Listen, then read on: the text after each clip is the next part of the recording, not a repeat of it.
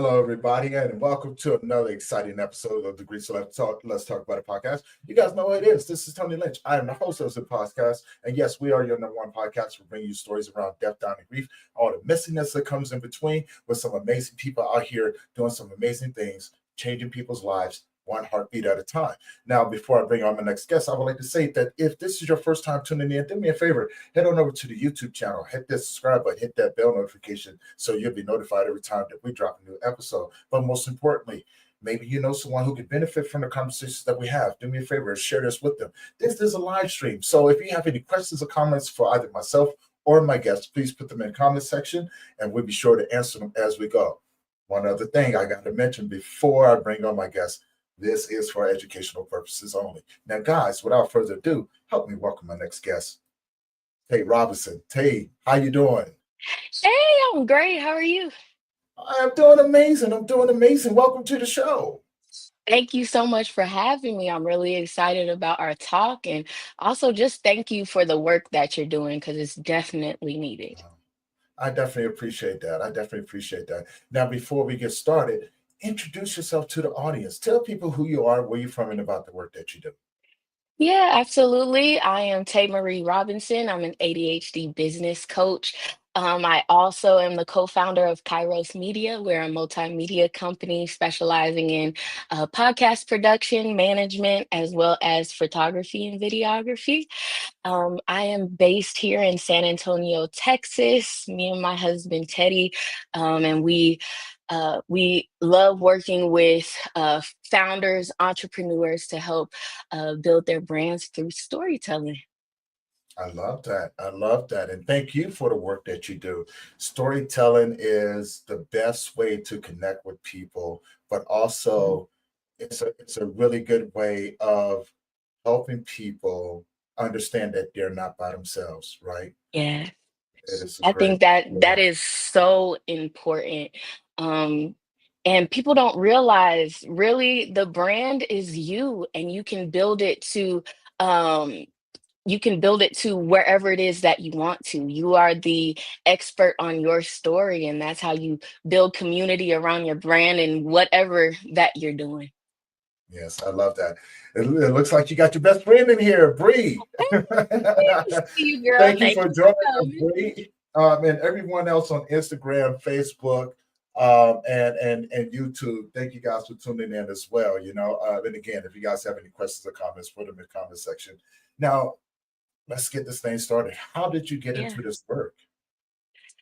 Man, this work, it really found me. Since I was in middle school, I was always like, that's when kind of YouTube started booming and everything like that. So I started my little channel and things like that. And as life went on, I kept doing content and stuff like that. But it was always just that's my hobby, right? I'm gonna go to Mhm. school.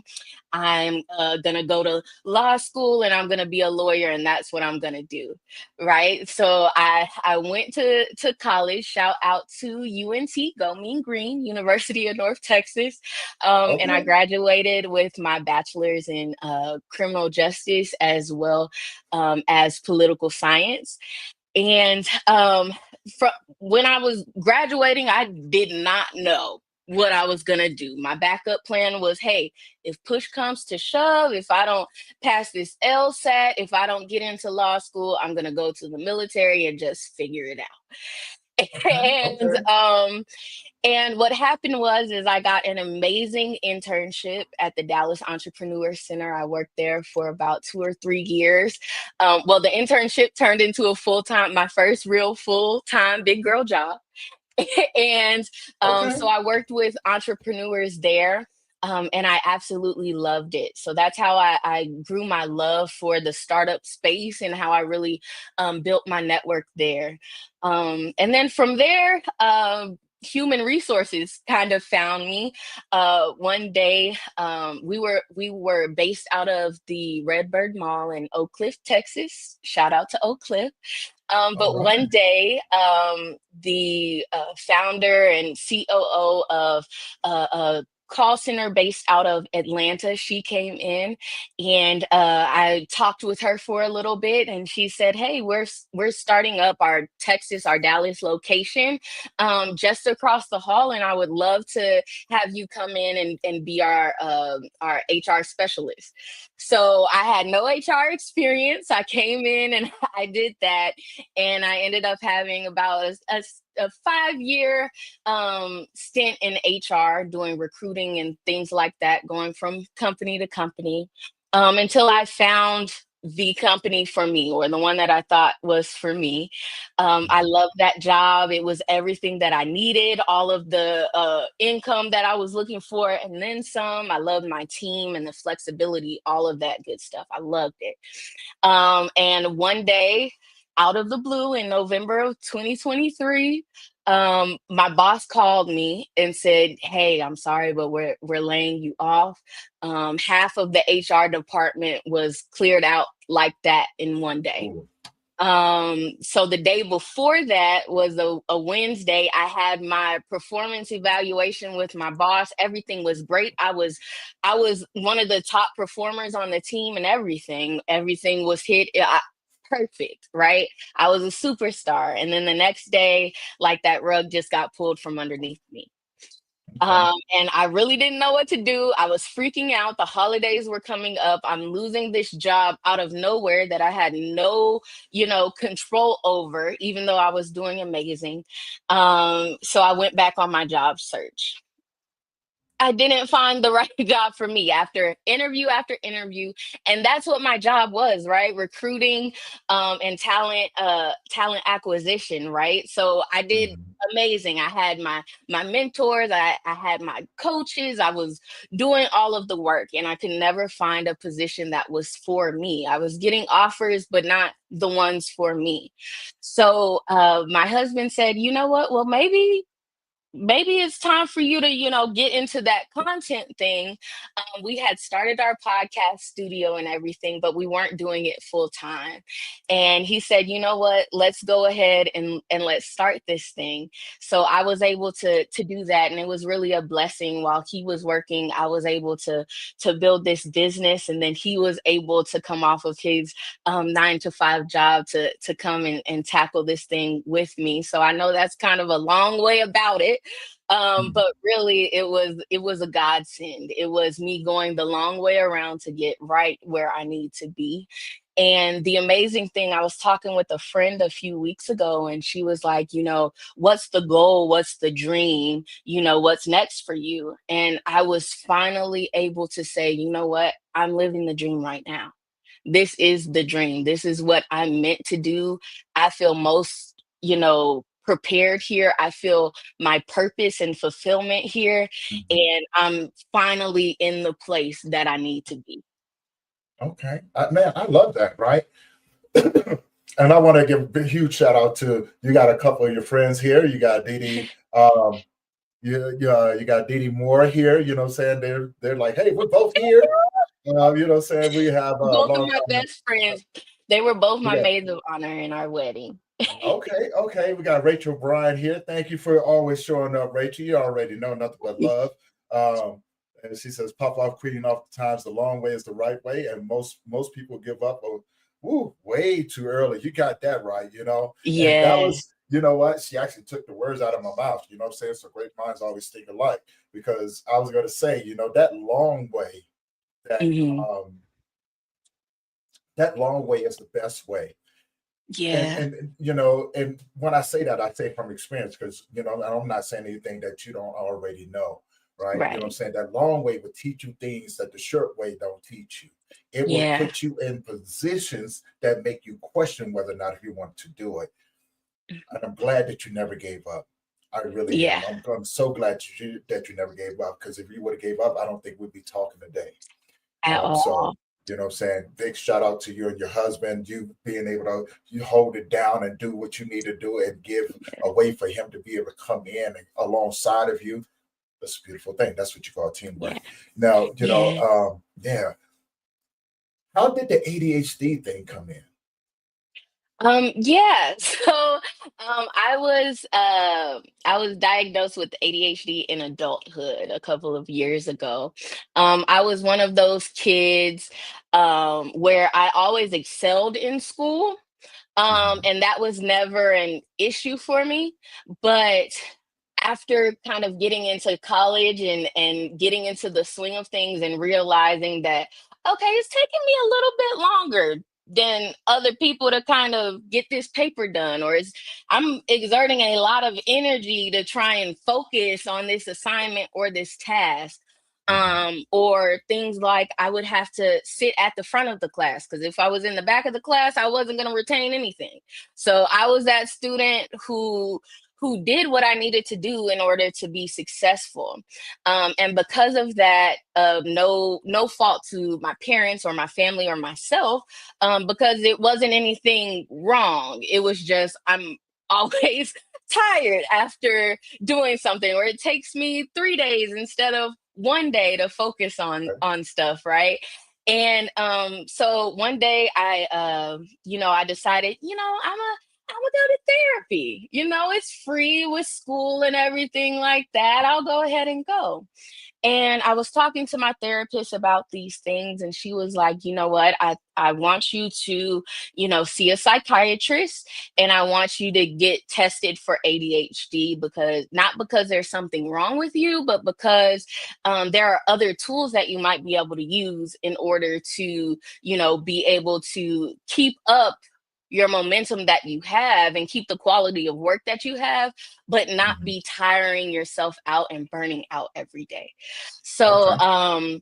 a few years ago, I was diagnosed with ADHD, and from there, I started on my TikTok and my Instagram a series called ADHD Hustle Hacks, where I help you to turn your brain buzz into business, and it's focused on ADHD entrepreneurs and content creators, giving just tips and tricks on how to build momentum and how to not be stuck in that procrastination and all of the other things that come with ADHD, and teaching people that you don't have to drug yourself if you don't want to. There are practical things that you can start today that will help your life and help you to be so much more productive.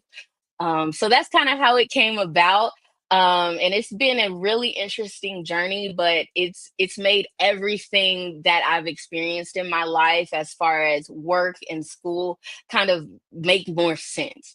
And I've been able to kind of use what I've used all of my life, not knowing that, oh, I'm just managing my ADHD well.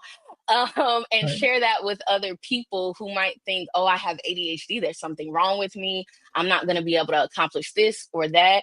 And then to also be a voice to say ADHD isn't your excuse either. There's no reason that you can't be successful. There's Mhm, no reason that you can't get your goals accomplished just because you have ADHD. So that's my story and kind of what I like to promote. mhm. And I'm actually going to be coming out with an online course called ADHD Hustle Hacks that goes kind of more in depth to the things that I share on my TikTok and Instagram. So I'm really I, excited about okay. that coming up in the next couple months.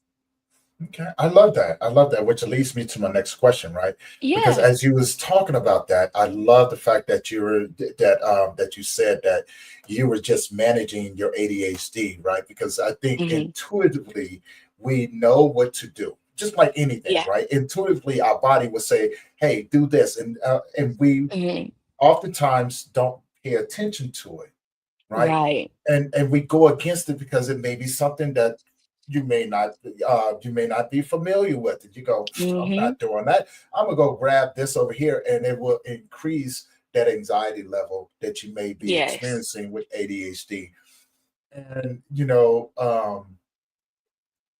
ADHD, like there's other things that if a person doesn't know what they're looking for, you can be Mhm. misdiagnosed, Yes.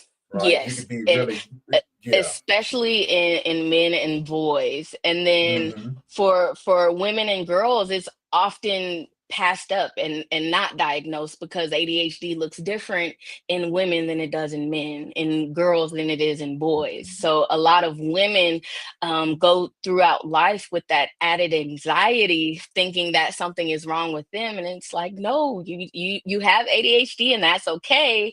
Here are some ways that we can help manage that and make sure that that anxiety that comes with ADHD sometimes doesn't show up. So yeah, it's definitely misdiagnosed a lot, but it's also missed from being diagnosed too. Yeah, and there's other disorders out there too that is so Yes. similar to ADHD. So say for instance, I have what you call sensory processing input disorder, right? Hmm. And that is oftentimes misdiagnosed with ADHD. Now it's so Yeah. rare. It's so rare, but my son and I both have it or had it. Hmm. And it is not what you think. Like when they told me that it was a disorder, I looked at them and said, "How is this a disorder?" Because Yeah. they explained it to me, and I go, "Let me get this straight. Me being able to think 1,000 times faster than the next person is a disorder? Like, how is that possible, right?" But they said, no, it's not that it's a disorder. Your brain, if you're overloaded, your brain will tend to your Hmm. brain would tend to not know how to categorize it. And so it's Yes. simple things that you do. And it's just like you said, I was managing mine Hmm. through working out. People don't know that that's the way that I slow myself down for my Hmm. brain to put things into like a category. It's like my brain is like a library. Everything has a Hmm. place, but the world is like a huge blueprint that's constantly moving, right? So, Yeah. say for instance, just like ADHD, like you can look at something and all of a sudden, you'll see something over here, and your attention is already over there, right? And it's gone. Yeah. And it's gone. Whereas my mind, within that couple of seconds, I can see a car driving down the street, and automatically in my head, I've taken everything apart down to the last little bolt and put it Hmm. back together as it's going, right? Yeah. And so now, when I say that my son had it too, it's very rare that it's passed down from father to son, right? Hmm. And but it actually happened. It actually happened. And so it's a lot of that going on, but now there's positives to it as well, right? Yeah. Just means that I think a lot faster. So when I tell people, like I love chess because I'm already, most people say chess is a five move ahead game. I go, I'm Hmm. already 25 steps ahead, so I'm just waiting for you to make your move, right? And whichever direction Right. you go, I've already analyzed it and went, okay, here we go, right? And I do it in Yeah. life. I find it funny, because it is a lot of fun. It's a lot of fun to do it in Hmm. life. But it can be treacherous if you're not Yeah. careful, right? For Because sure. it can really be treacherous, and I can only imagine with Yes. ADHD. And so when when did you decide to, or when did you figure out that you can use your ADHD Hmm. to be effective in business, right? And the reason being, because, correct me if I'm wrong, please. You know what I'm saying? Hmm. Because I don't want to speak out of line because this is not a field that I'm familiar with. So you're teaching me For as I go. sure. And I'm just a curious guy. There's different forms of ADHD, if I'm not, if right? So yeah, there are different forms, but also it shows up in different ways. Not just women and men, age has a lot to do with it as well. Mm, So there's a lot of different factors that go into it. Not every person experiences all of the symptoms of ADHD. Some, okay. get these couple things, focus, procrastination, things like that. Some people, they just get the anxiety portion of it, or hyperfixation, things like that. So really it shows up differently in different people. Okay. Okay. Big shout out over on Instagram. Tammy Agree. Thank you for tuning in, brother. He's another supporter, man. Love that guy.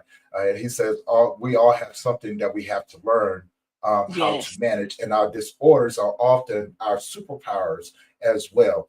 And I have to say That's that I it. totally agree with that, right? Because Yes. I've there's a guy, and he's a famous pianist, but he's Hmm. autistic, Yeah. and I want to say his name is Batiste or something like that. Hmm. And I'm a huge fan of this guy because I love the piano anyway, right? And from Mozart to Beethoven, you name it. I love a Hmm. lot of classical things like that. And I was listening to him, and please, tell me if this sounds familiar and how can we Hmm. use this in a way to be beneficial in our so-called disorders. But the way that he made sense of music, especially the piano, he began to associate it with the blues. Right, everything Hmm. he goes. If you listen to classical, it's just slowed down blues. Hmm. If you listen to this, it's just slowed down blues. And so he was able to explain it in a way that really just made sense to him. He goes, and Hmm. this is the one part that I love. He goes, when I hear these things, I see the notes in the air, and it makes sense to me. Yeah. I was like, whoa, because it makes sense, right? Hmm. Everything is a blueprint.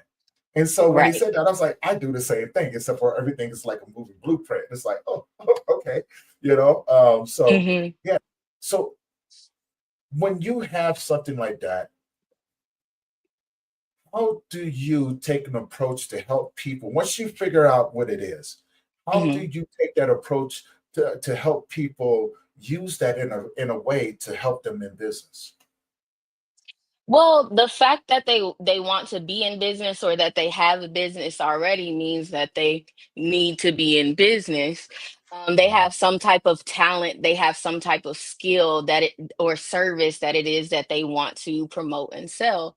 mhm, And so really what I do is I make sure that we're fueling your passions, because fueling your passion is what's going to give you that dopamine push that mhm, ADHD brains just need it. We just need that hit of just feeling good, right? And so a lot of us are the creative minds, the creative types. When it gets down to doing the mundane day-to-day tasks that business requires, it's like, oh my goodness, I can't do this. I just did this yesterday. I just did mhm, this report. I just made sure I have to double and triple check things like that. So it's about putting systems in place that work for you even when you're not motivated to do it. How to work mhm, on the momentum that you have to be able to maximize that so you get the most out of that time. So one thing I talk about is a focus window. There is about 6 to 8 hours in a day for everybody where they're the most focused and productive, right? And that's for everybody, not just ADHD people with ADHD or anything like that, right? Some people, they'll say, "Oh, I'm a morning person. I get up in the morning, I get dressed, I hit the gym, and then I go to work." Some people are like, "Ooh, don't talk to me before 10 p.m. or 10 a.m." Right? I'm not that person, right? Some people, like my husband, he's most productive late at night after the day is done and he's able to kind of sit back and think. Then he works on whatever it is that he needs to work on. For me, it's in the morning. I need to wake up and I need to go. If I wake up and I'm rolling around in the bed on my phone, things like that, then I'm going to end up staying there. So for me, getting up and starting that momentum is best. For someone else, it might be, chilling out for the morning, getting your mind right and everything. And mhm. once you kind of get into your day and you've completed all of the mundane stuff that you don't want to do, now you can sit and be productive in your business and get the most out of that time. So the biggest thing, I think, for me is figuring out what that focus window is for that person and how, based off of their niche or their business, how they can most maximize that time. I love that. I love that. Now, I want to take it in a more griefy direction. Of What I'm saying course. to ask, just to ask, right? Because Hmm. we often deal with grief in different ways, right? Yes. I have a deep understanding of it now, Mhm. and it makes sense to me. Life, the things that happen in life, like nothing is ever wasted. And for me, it's like, okay, trying to understand people Yeah. has been a huge thing for me. Learning to forgive, learning to just accept things for what is and not for what I need them to be. Yeah. Also hold myself accountable for the things that I do as well, because I'm not always perfect, Mhm. and I do make mistakes, and then I think that's fine. But it's finding grace when you understand that and going back and go, what can I do differently so I don't Yeah. consistently make those mistakes? Because I was the guy on the receiving end after a few losses, and right, and with my sensory disorder or my sensory processing, I'm gonna leave disorder out of it, but Right. my sensory processing input. Um, there was times where I was able to see things for what they were and block the Mhm. emotions out, right? Yeah. To be able to process these things, to Mhm. not allow myself to be controlled in the Yeah. moment, but to accept the moment and go, okay. Now, do it always happen? Do it always work? No. I still have those moments where it comes, but I also look at that as a learning. When Mhm. my grief shows up, right, I use my sensory processing as a way to dissect information from grief, right? Yeah. Because it's a beautiful teacher and I'm in love with it, So when dealing with grief, Mhm. is it is it a challenge to be able to process what's going on around you after a traumatic loss? Um, what I would say for me is I'm a very out of sight, out of mind type of person. So for me with grief, the biggest issue that I've had in my life is trying to compartmentalize it and just not deal with it. Mhm. So that's the biggest struggle when it for me is not dealing with it. So in the past year, year and a half, I've been working on it and putting my grief right there in front of me and saying, "Hey, these are the things that I haven't, addressed at all. These are the things that I'm trying to forget about, but they're still there." My dad, he passed away randomly in 2015, and I'm just now these past, year and a half dealing with a lot of that stuff because I just put it away in a box and I don't deal with it unless it's his birthday or around the holidays and stuff like that. Um so that's been the hardest thing for me, but that's what I'm really working on right now is really addressing how I feel, how things have affected me, and how I haven't dealt with the different stages of grief in my life because I've had a lot of loss to to be just 28. Definitely understand that, and my heart is with you, and And because mine that with you. loss is depending on the relationship, loss can take you in a world where it's very unfamiliar. And when you're Mhm, dealing with certain things, it can definitely take you out of who you are and force you to become something different in order to mhm, live in a world that is now changed for you, right? And and the challenge is these things that we call disorders can either overly complicate those things to where you mhm, will overshoot the mark, but it also has a way of bringing you back to it. Or sometimes it will have a way of you paying very deep attention to it, mhm. just in different ways. Now, why do you think most people that are struggling with these disorders Mhm. result to medication? There's a lot of different reasons. Um, Especially around ADHD, the medication for it is there's a wide range of different medications for ADHD, but the most used or the first go to are um the the methamphetamine type Mhm. um Yeah, yeah, medications. yeah. I was trying to find a better way to say that. So No, I some look, I understand, right? so sometimes it's the easier way out. Sometimes people try to be misdiagnosed with ADHD to just get that medication. And then other times, sometimes it is just so overwhelming for a person to kind of first start the process of managing that Mhm. ADHD is to start just by giving yourself, that extra hit of dopamine that you're missing. Yeah, So there's a lot of different medications. I think a lot of people they first think, oh, you're on Ritalin, Adderall, stuff like that. Those are kind of the first go-tos. But mhm, there are a lot of other things that aren't as regulated or aren't as kind of hardcore of a medication that you can try that will kind of help you to jumpstart that dopamine that you're missing in your brain. yeah.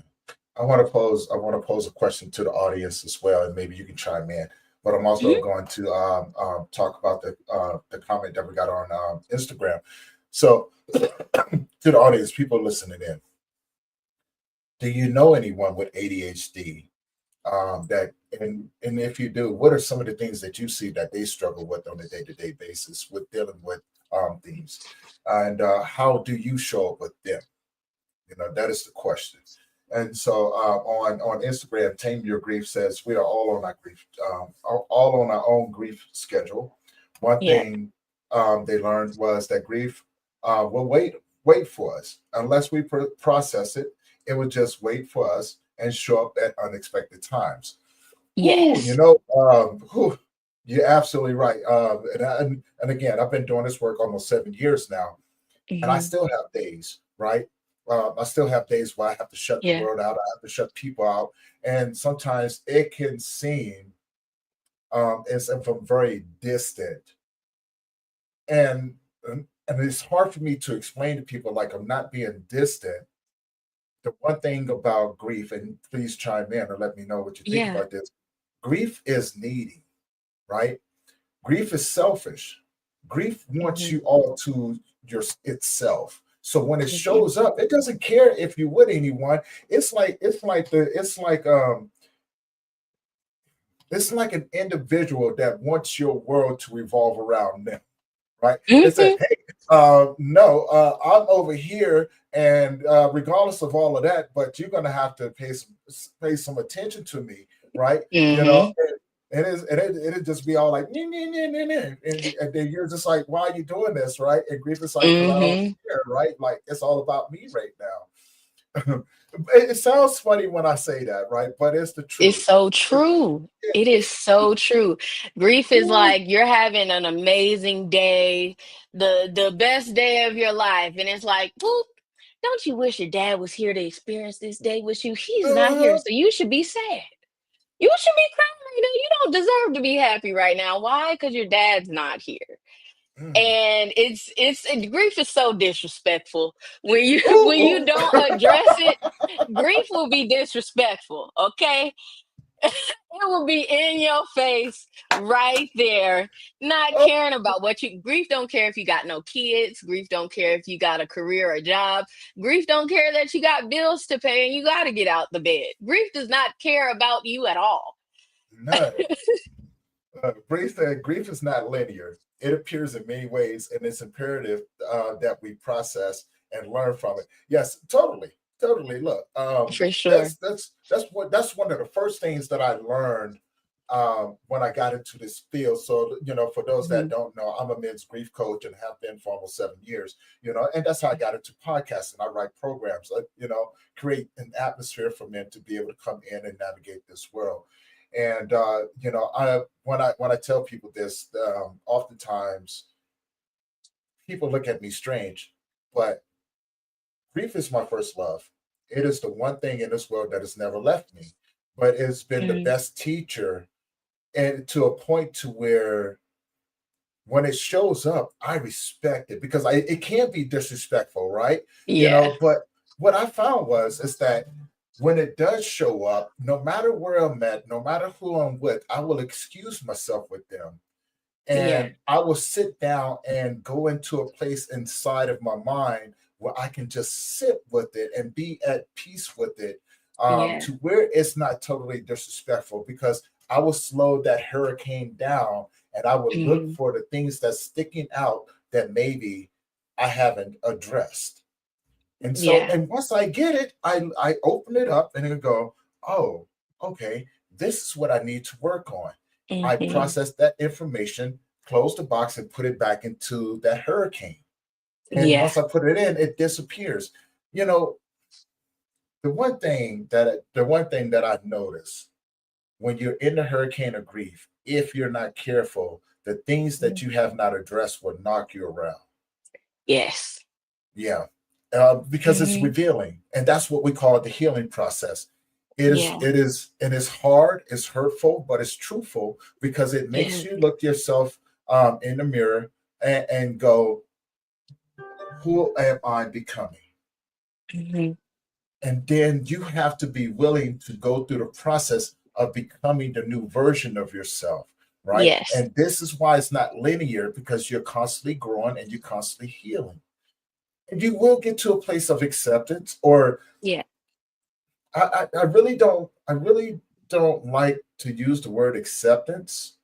Yeah. Um, I like to replace words. I like to say you get to a place of acknowledgement of the world that you're now living in, the people that are Yeah. around you, because of the simple fact of when you go through these things. Um, I've got a couple comments over here that I'm going to put up here and get your thoughts on this as well. For sure. When we have to have grace with ourselves, Hmm. the world, your life, the people, all of these things change. People may not understand it. So a lot of people will leave you. Or sometimes people, now, here's where a lot of people need to have grace and understanding for, and try to get outside of your emotions when it comes down to this. People will oftentimes, depending on the relationship, see you as the strong person. And when you are hurting, they don't know how to support Yeah. you in that. And you became this person. So what they're doing the best that they can with what they have. They're trying to get you back to a place to where they can feel familiar with you, right? Yeah. And because this new version of yourself, they don't know. They know you as Yeah. the one that they can always come to. So Hmm. having a little bit of grace, but also set a boundary. And this is what I tell people: no matter what, you have to be able to put out your hand and go, right now, I need some time for me, right? Yeah.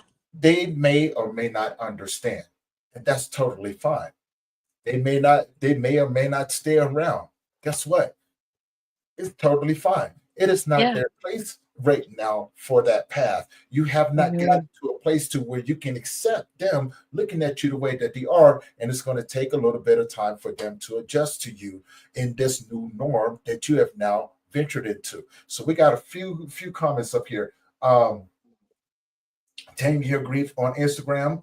There's a few comments that I'm gonna put out here, and then we'll talk about the ones over here on YouTube. So the first one Okay. is: I know things are clean enough, but once they have their space in order, they can go and really make things happen. Yes.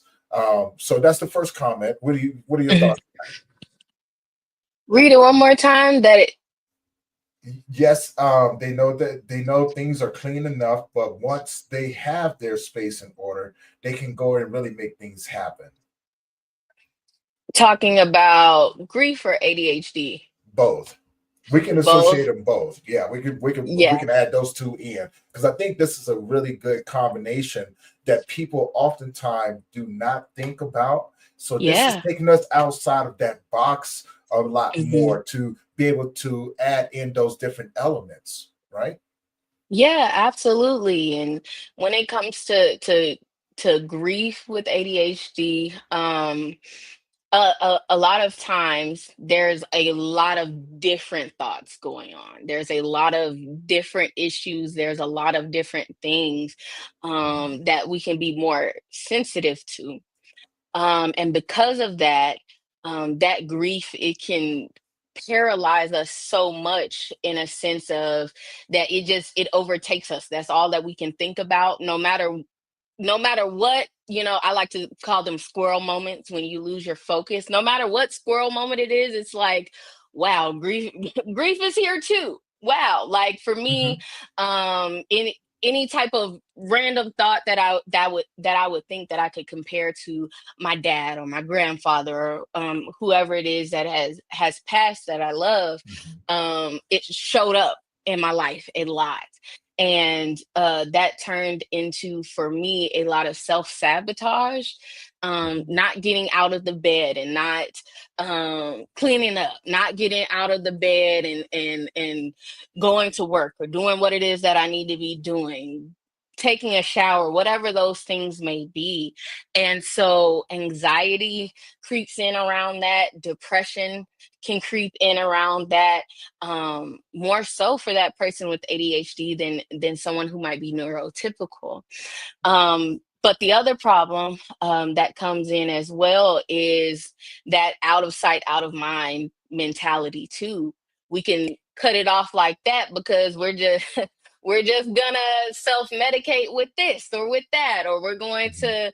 to do this thing instead of thinking about it, and things like that. And we never address the issue because there's so much tension, anxiety, and stress that comes in with trying to address that grief and to find some type of peace and like you said, acknowledgement of this new life that you're living. Okay, so we're gonna kind of bounce back and forth because I love Dee it. Dee Moore actually put a comment up here that I want to talk about a little bit more too. Thank you for everybody putting comments in and Yes, everything. We're going through them, okay? You know what I'm saying? So thank you for so much for joining in this conversation. And I love this. I love the fact that they put this it's up here. amazing. Grief is one of those things that they're in the shadows when most people have moved on. It's not okay to talk about after a while, which is truly hurtful because we're all grieving something. Hmm. I'm going to hand that over to you, and then I'll piggyback off of what you put out. What do you think? Yeah. I think a lot of people in general think that like Didi and like Bree were saying, that grief is linear. At some point you should be over it by now, right? At some point it's like, okay, why are we talking about this still? Why are we still talking about, it's been 10 years, why are we still crying about this, right? And so it's hard to find people who are willing to go through the fire with you, the ups, the Mhm. downs that come with it, the longevity of it.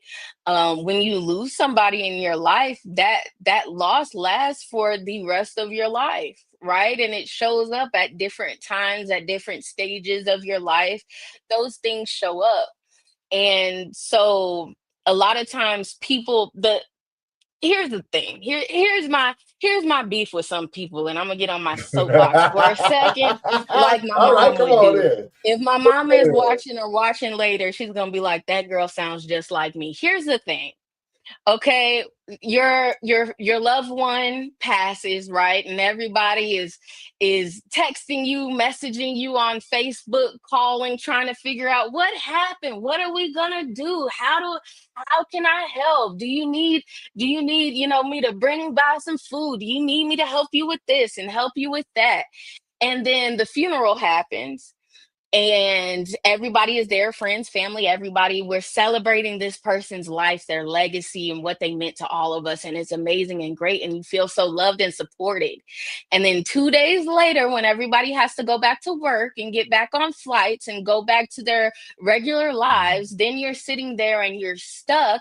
and you feel bad for reaching out to that person, that friend, because she has children and a husband and family, and she has things that she has going on. And it's been 2 months now. I should be able to stand on my own 2 feet and not need that support or need to vent or need to talk to that person. And a lot of times for me, what I can say is, as the oldest of five siblings, and as the strong one in a lot of my friendships and relationships in life, um that was really hard, to be that cornerstone for your family, to be that person that you can look to, and stuff like that. And there was this added pressure for me to get over it, so that I could be there for my family, so I could be there for my siblings, so I could be there for the ones that I love who are still here. And I put that responsibility on myself very, very young. And that's really a big issue that I've had to deal with in this past year and a half. So I'm off of my soapbox. But what I will say, check on your strong friends. That person who is always there, and your rock. Check on that person. Even Yeah. if it's a year's past, you might not have to bring up, hey, I know your dad passed a year ago. Are you doing okay? But just check in on them. How are you really feeling? I know you say that you're okay, but how are you really feeling? So that's Mm. a really big thing, is checking in on the people that you love, and not being ashamed if you're the person dealing with that grief at that time, not being ashamed to reach out, because maybe your friends don't understand and they don't know, because they're just, like you said, they're just used to you being that person that always has it together. Hmm. Well, you're the one that they all dump on, right? I get that Hmm. even now. They're, um, but I want to talk. I'm gonna say this real quick. There's a couple comments. Tammy, your grief had to go, but it leaves some comments over here on Instagram. The other one, he was talking about the hurricane of grief. He was like, the problem Hmm. is that it knocks you around. Yes. The truth about that hurricane is that that's what it's supposed to do. A lot of people don't understand that hurricane grief, that you, when it shows up, it is Hmm. supposed to knock you around. How do you look? Check this out, right? Maybe it don't make sense. Maybe it does. But when you have a steak, how do you tenderize it to make it taste good when you cook it? You have to Gotta beat it. hit it. You got to Yeah. beat it, right? I used to What love does doing that that as do? a kid. Yeah, you have to beat it, right? In order to get those seasonings inside of the meat and everything, you have to Hmm. beat it. It has to be poked. You have to flip it Yeah. around, right? Yeah. This is the process of grief that people don't like because it's Hmm. messy and it's painful. But Yeah. what it's doing, it is that it's preparing you Hmm. for the process of being flavorful. Mm. You dig what I'm saying? Because when you go through Yeah. this thing, you come out, your conversation is different. The way that you look at the world is different. The way that you accept things and the way that you acknowledge life and people is different. Hmm. Maybe you go inside that hurricane of grief, one of those people who are emotionally neglect like myself in the Yeah. beginning. I came out emotionally aware, Yeah. learned how to emotionally regulate myself, not other people, Mm. but myself. Myself. I Yes. became I became of the slightest little difference in my emotions. I could go and go, hey, no, not the time. Yeah. It's time to sit here. This is not a reaction. It's time to respond. So you need to just close your mouth, listen with Mhm. your ears, process what you're going through, slow everything down, and then if it's required a response, Yeah. you can then do that. If not, then you can do that as well. You Mhm. listen to be able to hold space with that individual, never to react. Yes. That's really And this good. is this is another one. We're all grieving something: person, job, pet, damaged home, et cetera, et cetera. Yeah, you're right. These are things that Yes. people often take for granted as well. They don't know that you can grieve anything that you have, anything in this Yeah. world you can grieve, right? Hmm. Um, and then they was talking about the people that disappear and then make us feel isolated. Yes. Now that can go either which way. Do I recommend this? No. Um, I am more comfortable isolated than I am around other people. Mhm. And I could talk on that a little bit, but maybe it'll make Yeah. sense, maybe it don't. I don't recommend people doing it and everything. Mhm. For me, grief is a teacher, and it's very isolating. It loves to get me by myself. You know, Mhm. it's a love language for me, and I love being with it. The problem Yeah. is that once I isolate, it's really hard for me to come outside of that, right? You know what I'm saying? Yes. It takes me a little bit. So, I can, what other people may see, is a lack of communication and things like that, and not understanding. Like the time that you may feel may not be the time that I feel, because by the time I come around, what I'm saying, hours or maybe days have gone by, and I haven't even picked up Yeah. the phone and done anything. Right? I haven't. Mhm. I haven't done. I've had a routine, and I've just followed that routine. But when I come back out, I am more knowledgeable. I am Yeah. more graceful. I am more Mhm. peaceful, right? And some people want to rush that because, again, people will say Tony is the strong one. Well, why is he acting like this? Because there's sometimes I don't want to be strong. Yeah. Sometimes I want to just be, right. Mhm. And then another reason why I isolate myself as well is because people have taught me to pay attention to them. And so when I pay attention and I see the slightest little difference, I begin to, I'm already 25 steps ahead. So, what I'm saying, Yeah. when I see, when conversations change, when your actions change, and I know the conversation is not matching your action, I will sit up there, look at you, and then eventually I will move out of your way and won't say a word. And next thing you know, you be like, Mhm. "Hey, where's Tony? Tony's over here doing something totally different. Look at you going, yeah, no." So, but these are things that I learned over time through grief, right? You know what I'm saying? Because Yeah. in the beginning,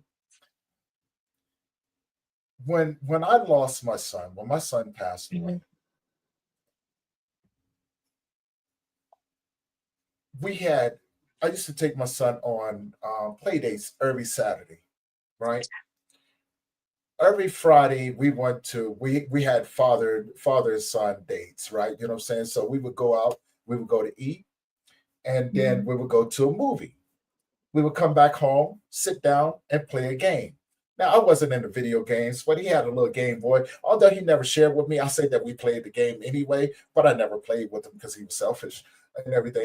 He was like, "No, Dad, I can't give it to you." I'm like, "But," and I would just have to sit there and look at him like, Mhm. I'm the dad with the sad face, like I just want to play too, you know. Right. But he never shared with me. He never shared with me, which is totally fine. Mhm. And then Saturdays play dates, and then Mhm. we was doing that all day long. And then Sunday we went to church, and Yeah. because it was always me and him, it was always me Yeah. and him. And so when he had passed away, his friends, um, his friends didn't know what to say to me because they were kids, and I Mhm. didn't know what to say to them neither. Their parents eventually stopped bringing their kids around me, and I understood that as well. Yeah. Because of the simple fact that they were like, "We don't want to take the kids around Tony because it may trigger something in him," and I understood that. Yeah. Other guys that I knew um, didn't know how to deal with the heaviness of what had happened to me. So, Yeah. needless to say, not just one or two of my friends, but everybody I knew left me. Mhm. So, and this is going to sound bad. I just got used to it. I got used to Mhm. people, uh, got used to people leaving me. And Yeah. so even now, I just expect people to leave. I already prepare myself and go, "You're not Mhm. going to be around forever. I don't expect you to be around forever." And so that's why I came up with the term of, acknowledgement. I acknowledge the world that I live in. Yeah. I am just walking you to your next destination. It doesn't have to be anything more than anything less. You, Mhm. you can go your own way. That's fine, right? We don't Right. have to. Yeah, we don't have to do all of that. And this is what grief has taught me, to accept things on such a deeper level, but have an understanding and forgiveness when people do these things. That's why it doesn't bother me. It's not personal. Mhm. It's not personal. And that's one thing I want to give the audience too. Grief is Yeah. grief is personal to you. The way Mhm. that other people receive your grief is not personal. Mm-mm. Okay. So you have to get out, you have to be able to separate those two, right? And Mhm. and be able to, have grace and understanding. It's not saying Yeah. that they're going to be gone forever. They just need time to process the person that you're becoming. But most Mhm. importantly, you need time to process the person that you're becoming. So take that time. Yeah. If they decide that they're not there at that moment, someone else is going to come that will be a good fit for it. You have to be Yeah. receptive.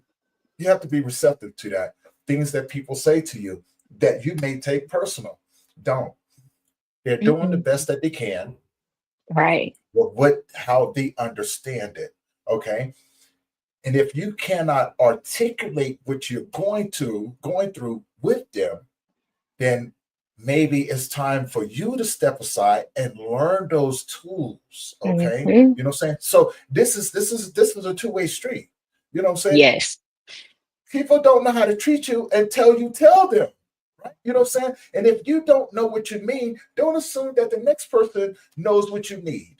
Right? Learn Yes. these tools. This is why we do these things, so you can understand, think outside the box, but Mhm. also grasp onto those tools to help you in your process of slowing down, having grace, accountability, forgiveness, but most importantly, acknowledgement and understanding, empathy, Yes. right? Learn how to walk before you run. But most Mhm. importantly, let's back it up a little bit. Learn how to crawl, take those baby steps. You've just entered into a new world, Yes. right? Mhm. Um,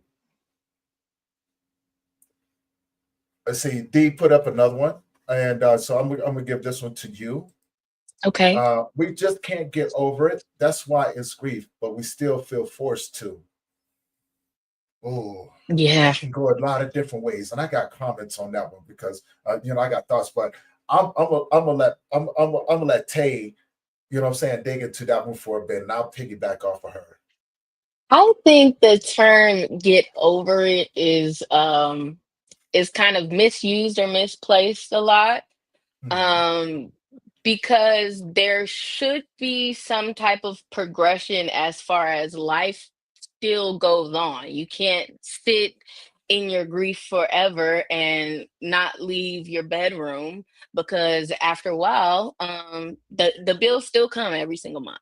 You know what I mean? oh yeah. So it's not to get over that you lost this person, but there is a sense of figuring out and acknowledging, like you said, this new life that you're living and how you can be productive in that life, how you can Mhm, still fulfill yourself in this new life, right? And so when a lot of times people say, well, you should be over it by now, it's like, I'm never really going to get over it, mhm, right? Because I love this person. This person is always going to be a part of me. I'm never going to get over it, but there should be some type of acknowledgement and progression that I'm going to have to still live life. Right, and sometimes people sit in that grief so much and they expect somebody else to pull them out of it, mhm. when really, you have to put in that work with yourself first so you can even understand what it is that you need.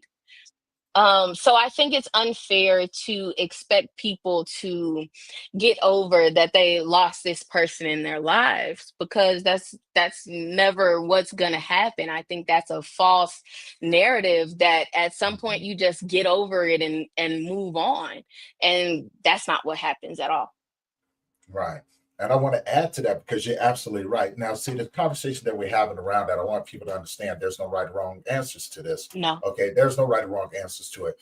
But that word, get over it, ticks me off so much. I It really does. cannot stand it. No, I can't stand it. If a person tells you that, what I'm saying, asks you why you're why you're still doing this or you should be over it right now, get away from them, please. You know what I'm saying? They will be Please. very toxic in your healing journey. Hmm. Now, as Tay said, there is a progression that comes, right? Yes. Here's the key to it. You get to choose when that progression comes by asking yourself a few questions. Are you ready for that progression? Yeah. And then say, you're okay. Admit to yourself that you are hurt, not broken. Yeah. Now, I've had people argue with me on this term. And that's fine. Like I told them, like I'm not here to correct anyone. I'm here to just Right. add and learn as well. But that word broken, and I'm only talking from a man's perspective, and just Mhm. hear me out for a bit, okay? Because Of maybe course. it'll make sense and maybe it doesn't. Men, as a man, that word broken is subjective. If you tell a man or any person for a long period of time you are broken, how do you think they're going to begin to act? You've just now, and these are people that love this individual that are telling this Mhm. individual this. You're going to tend to act broken. You're already talking behind that person's back. Oh man, he's broken or she's broken. And then Yeah. you wonder why they go out there and act the way that they do. It's because you've already expected them to do it. Come on now. Mhm. But like, look, I tell people when I work with men, I said, look, replace the word broken word hurt. Now tell me how this sounds. I'm hurt. I am hurting. Mhm. What does that do to your brain? It begins to, now that you've acknowledged and been truthful with that, your brain goes, I can seek the path of healing now. Hurt and Right. healing goes the same. Mhm. But again, these are just little tools that I use. What I use may not work for someone else, but these are just things that I've put together that made sense to me. And everyone that's out there, if you think that you're doing it wrong, get it out of your head. Okay. You're not doing it Yeah. wrong. You're doing it the way that you want to. Some people, and that you may not agree with the statement. That's fine too. Some people will go to drugs and alcohol. Some Mhm. people will go to promiscuity. Some Mhm. people will go to violence. It doesn't mean that they're doing it wrong. They're going back to what they know. All right. And until they hit their version of rock bottom, and this is something that I recommend to all people. If you see that person about to hit their version of rock bottom, don't you dare stop it. You know what I'm saying? Let them keep digging that hole. And the Yes. reason Totally. being, if you want that individual to ask for help, they first have to be humble through Mhm. humiliation in Mhm. order for them to have the strength and get out of their pride and ego to say, I need help. And when that time comes, just hold space with them Yeah. and understand they're just grieving, they're And hurting. that's not the time to say I told you so either. Yeah, it's not your time to do that. It's your time to Mm-mm. show up and show up and be the person that you said that you was going to be for them. Because in Yep. turn, look, check this out. This is a statement I want to, and then as we begin to wrap this up, I'm gonna get Tay's final thoughts on this. So in turn, when you do that for a person, they may remember that for someone else that comes along.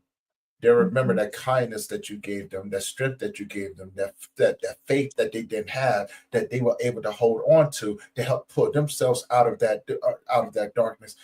They'll give that to Mhm. someone else. This is how we heal ourselves and help others heal by learning those simple little things. Learn how to hold that space. Learn how to be in a Yes. moment, but don't rush the process. Don't stop the process because you Mhm. think that they're doing it wrong. No, they're just doing it the way that they need to do it in order to Yeah. cope. All right. You know what I'm saying? Does it make it right? Doesn't make it wrong. It just makes it theirs. It's not Yeah. yours. Right? Thoughts on that, Tay, before we begin to wrap up? My thoughts are that I completely agree. I've gotten into arguments with family members or friends and things like that of let them do it. Okay, they need to hit Mm-hmm. rock bottom, right? In order to then there's no but where but up to go. And you Mm-hmm. can build off of that, right? Some people have to go through it the harder way. It's Mm-hmm. all hard. We just you choose your hard, right? It's hard to face your grief and try and figure things out in a productive way, and to try and move forward in a productive way. But it's also hard to turn to drugs and to alcohol, right? It's hard to come back from that. It's hard Hmm. to rebuild your life with all of the bridges you may have torn down and all of the Hmm. opportunities you may have torn down. It's all hard, right? But in that difficulty, there are lessons in both sides. So like you said, there's no right or wrong way, right? Yeah, yeah, And you know, it's hard when you care for that person who is grieving and you see them going down a path of destruction. It is hard to see that and not want to try and just shake them and be like, stop, get out of this, right? that's very um true. but the important thing is to pray for them and to be there for them when they do hit that rock bottom and they're ready to move forward in a more productive way and to really heal.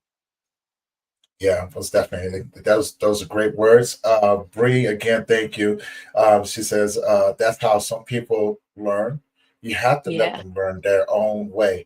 And yes, and that is a universal thing. No matter who you are, we're still human beings. And yes, if you're in a place where this journey is unfamiliar, of course you're going to make mistakes along the way, or you're going to do what Mhm. you think are mistakes. You're supposed to trip up. That's how we get to where we are. Our job is to have grace and walk with them. I've walked with many, many a Yeah. men that are big burly men, bikers and stuff. You know what I'm saying? True. I'm an ex game banker myself, right? And so I Mhm. I deal with a lot of people in every different aspect that you can never think about when it comes down to Absolutely. men, right? And they will act all tough, and I look at them and go, mm-hmm, mm-hmm, Yeah. yeah, Okay. and but yet they keep coming back, right? And I watch them. See, people don't know I'm very observant. I watch Mhm. everything. It's not my job to stop your path. It's my job to walk with you while you're on your path. To say, when you're tired, I'll sit with you. When you're ready to get up, I can't pull you up, but I can stand up with you. And when you take a step, I'll take a step. When you turn around, you've already gotten to where you are. Yeah. And I've already let you go, right? My Mhm. job is to get you to your next destination so you Right. can become the better version of yourself, right? But we're going to learn these things along the way. This is your journey. I'm just going to share some tools. You use them the way that you need to. Yes. After a while, you don't need me anymore, and I'm gone. And I know it sounds crazy, but that's life. That's life. We're all just passing through. And so on my way to dropping Mhm. you off, I'm on my way home too. You know, Right. think about that for a minute. I'm just on my way home.